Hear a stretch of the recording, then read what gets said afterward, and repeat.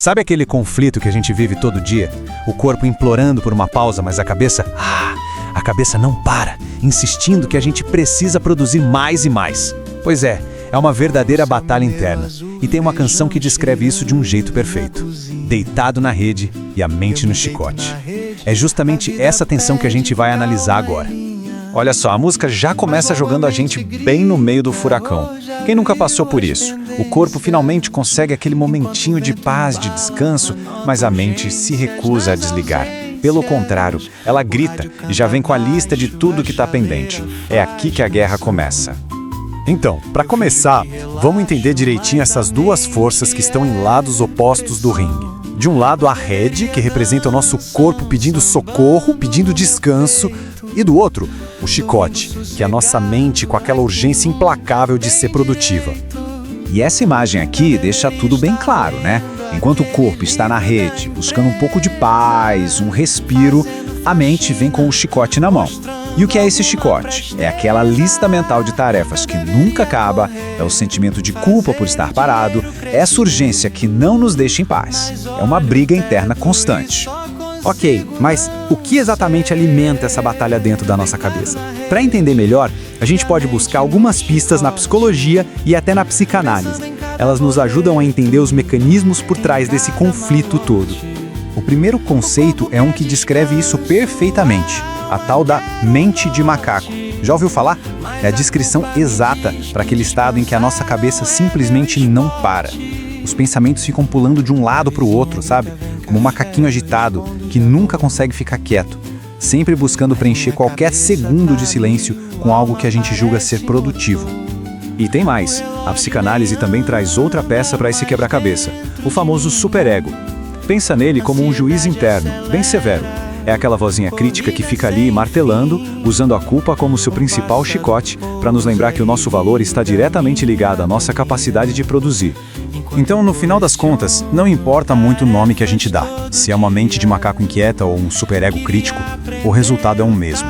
A nossa própria mente acaba se tornando o maior obstáculo para a gente encontrar a paz que tanto busca. É irônico, né? Certo, mas essa pressão toda na nossa cabeça não nasce do nada, não é mesmo? Agora, vamos ampliar um pouco o foco e tentar entender as forças que vêm de fora, da sociedade, e que ajudam a criar e a reforçar essa batalha interna.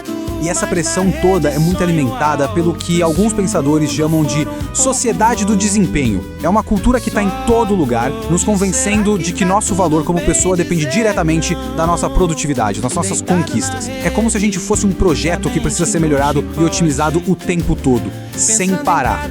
E aí que a música nos dá um chacoalhão com uma pergunta super radical. Imagina a cena, a pessoa tá lá na rede e de repente tem esse insight, quase uma rebeldia. E se essa correria toda, e se esse mundo que me cobra tanto, for na verdade meio sem sentido? É um convite pra gente questionar tudo isso. A boa notícia é que a música não fica só no problema, ela também aponta uma saída, um ponto de virada. E a sugestão é a seguinte: o descanso não é algo que simplesmente acontece, é algo que precisa ser aprendido. E esse trecho é de uma delicadeza incrível. A ideia de descanso aqui muda completamente. Deixa de ser uma coisa passiva, um não fazer nada, e se torna um processo ativo. É o aprendizado da autocura, feito aos poucos, com paciência, no balanço da rede. E como seria aprender a descansar na prática? Bom, a gente pode pensar nesses 3 passos. Primeiro, o perceber.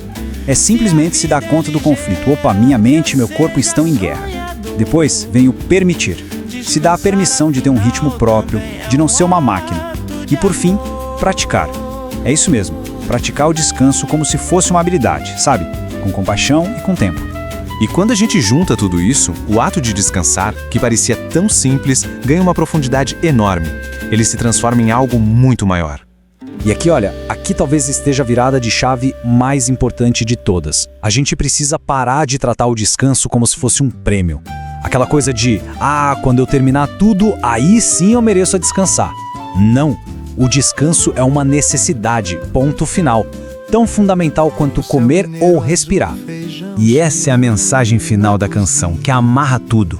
Em um mundo que exige movimento e produção o tempo todo, a nossa escolha de parar, de respirar, de descansar, isso se torna um ato poderoso de amor próprio.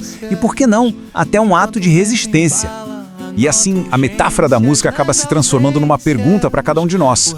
Então a reflexão que fica é essa: qual é o chicote que hoje está impedindo o descanso na rede da nossa vida?